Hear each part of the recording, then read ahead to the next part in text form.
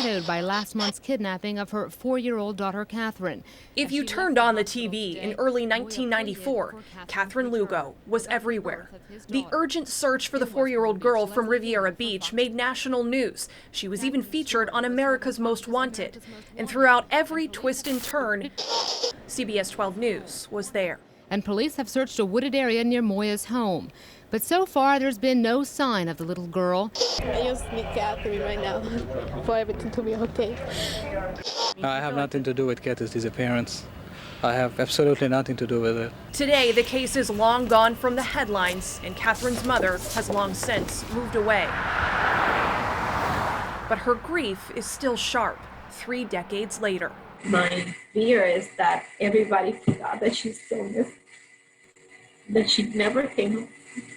It's hard for Frances Moya to talk about her little girl. She says on the morning of January 8, 1994, she went to work and left Katheryne in the care of her then-boyfriend, Misbah Qazi. When she returned home, Katheryne was gone. Qazi told her he sent the toddler to his native Bangladesh, where she would stay until Frances gave him full custody of their newborn baby. Retired Riviera Beach police detective Pat Galligan led the investigation. And I put those pictures down and I said to him, "Where is she? Tell me now."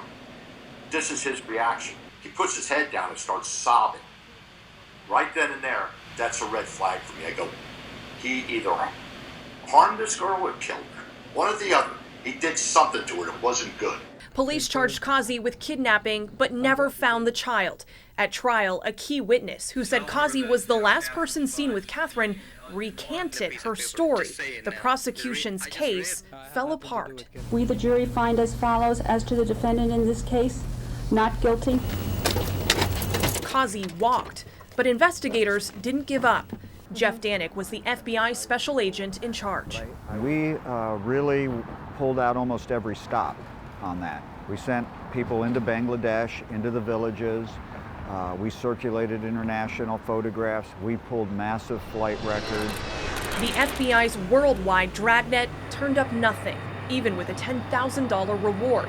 So the Bureau turned its attention back to Misbah Qazi, their only real suspect. In the midst of that, Qazi committed another crime in California, and we pivoted to solving that crime, hoping that that adjudication would cause him to cough up more of his story in this case. Qazi was convicted of attempted murder in California, where he's still serving a life sentence. Authorities have offered deals in exchange for information about Katheryne, but he's not talking. My hope is that before I die, that I'd be able to at least find out where she's at. And if she's dead, just have her remains with my family. People don't want to hear that I believe she's dead. But I believe as an investigator, and have done investigations, I do believe that. All the power to the new investigators. I hope they do prove me wrong. I really do. Riviera Beach police have assigned new detectives to the Lugo case, telling the CBS 12 News I-Team in a statement, "In the near future, we are planning to get with the FBI in attempts to interview Qazi again. At this time, there is no reason to believe Katheryne is deceased." I have the photo of Katheryne lined up with the age progressions. Another organization looking into the Lugo mystery, the National Center for Missing and Exploited Children. Every few years, their forensic imaging unit updates Katheryne's missing person photo. These age progressions show how she might have looked at age 12, 14, 16, and at 23 years old in 2013. And it's so important because no matter how much time passes, we never give up on the hope of finding these long-term children. Colin McNally says his team has produced thousands of age progressions like this one over the years. And believe it or not, about 1 in 7 missing children have been recovered based on these images. Even in cases as old as Katheryne's, miracles have happened. My first thought was, oh my God, that's me. Steve Carter was in his 30s when he saw his age progression photo in the National Center for Missing and Exploited Children's database.